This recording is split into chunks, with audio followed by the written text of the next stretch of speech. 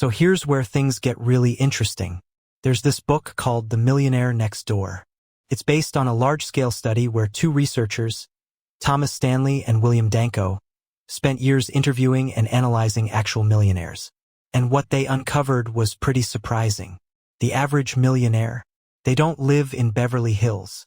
They're not out buying Rolexes.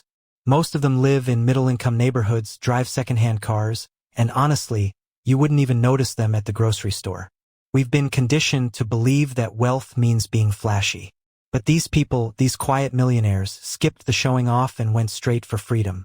This book isn't about quick money hacks or get-rich-overnight tricks. It's more like a backstage pass into how wealthy people actually think about money. How they spend, how they save, how they avoid debt, and how they remain wealthy without anyone realizing it. In the next few minutes, I'm going to break down the habits, the mindset, and the strategies these millionaires used, even if you're starting from zero. Alright, let's flip your idea of what rich really looks like. Most of us think it's the person driving a Tesla, sipping $7 lattes, rocking a $3,000 outfit. You see them and think, wow, they've made it. But the truth? That's not wealth. That's just spending. And there's a huge difference. You've probably never heard of Grace Groner, and that's exactly the point. Grace was a secretary who worked her entire life at Abbott Labs in Illinois. She lived in a one-bedroom home, never married, and never earned a massive salary. But when she passed away in 2010, people were stunned. She donated $7 million to her local college. How? She bought $180 worth of Abbott stock back in 1935 and simply never sold it. She reinvested the dividends, lived modestly, and over the decades, that small investment grew into millions. Now let's look at the contrast. Around that same period, rapper MC Hammer was making over $30 million a year in the 90s. He owned a 40,000 square foot mansion, had a staff of over 217 luxury cars, and even a private jet, you name it. He spent money like it would never run out. By 1996, he filed for bankruptcy. Completely broke. Real wealth doesn't always look like success. And being flashy doesn't mean financial freedom. The people with real, lasting wealth, they don't flex. They build. Quietly, consistently, and on their own terms. So let's break down how they do it. It all begins with one mindset shift that sounds boring but is the most powerful financial move you can make. Live below your means. Here's the truth. Wealthy people live below their means. Period.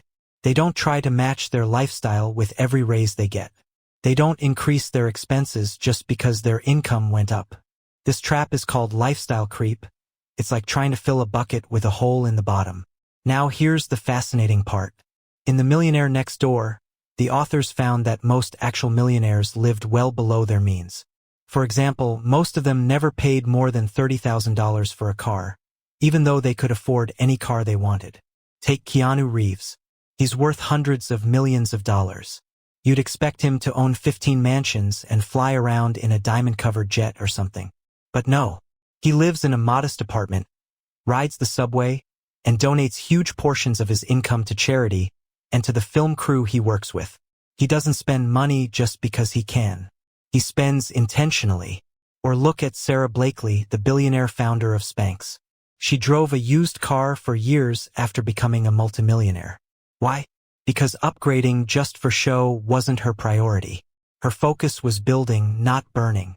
And remember, living below your means doesn't mean you can't enjoy life. It's not about living like a monk or saying no to everything fun. It simply means you control your money, not the other way around. It means asking, do I really need this? Instead of, can I afford this? It's not glamorous. It won't get you likes on Instagram, but it will quietly build a life that most people can only dream of. Alright, let's keep going. Now that we know they live below their means, the next thing millionaires do is equally surprising. They invest early. Remember Grace Groner, the secretary who turned $180 into $7 million? She invested in her company Abbott Labs and simply held on to it. She reinvested her dividends, never tried to time the market, and didn't panic sell. It's the same principle Warren Buffett repeats over and over. My favorite holding period is forever. But here's the key most people miss. It's not just what they invest in, it's when they start. Millionaires start early. Imagine two friends, Sarah and Mike. Sarah starts investing $200 a month at age 22 and stops at 30. That's just 8 years. She invests a total of $19,200. Mike, on the other hand, starts at 30 and invests $200 a month until he's 65. That's 35 years, over $80,000 total. But guess what? At 65, Sarah ends up with more money than Mike. Why? Because compound interest is a beast. It's like planting a tree. Those early years are where the roots grow strong. That's why millionaires don't wait for the perfect moment or the perfect investment. They just start, stay consistent, and let time do the heavy lifting. Now let's move to the next trait, because wealth isn't just about money. It's also about how you think about money.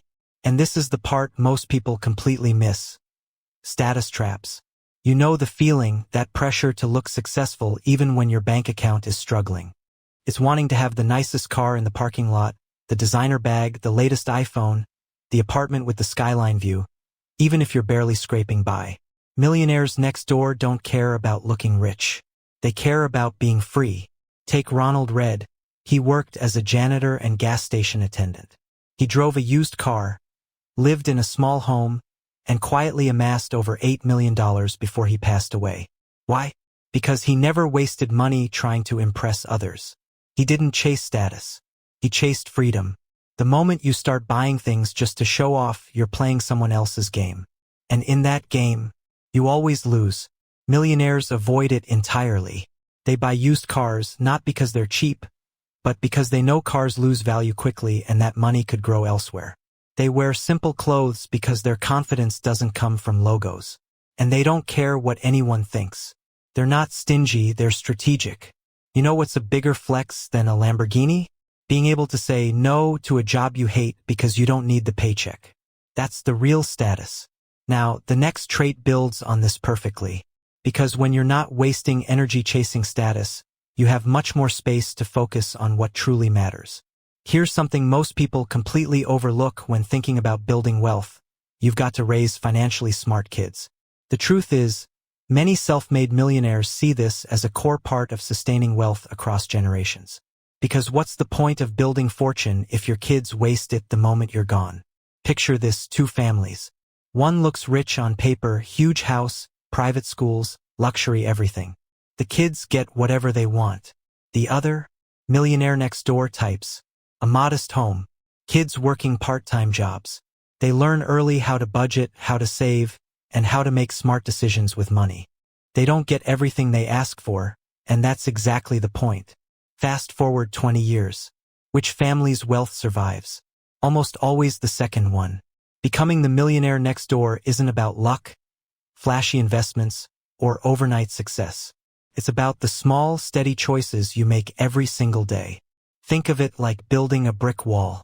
One brick doesn't mean much, but day after day, brick after brick, you build something strong and lasting. And if you found this helpful, don't forget to hit that like button and subscribe for more amazing videos.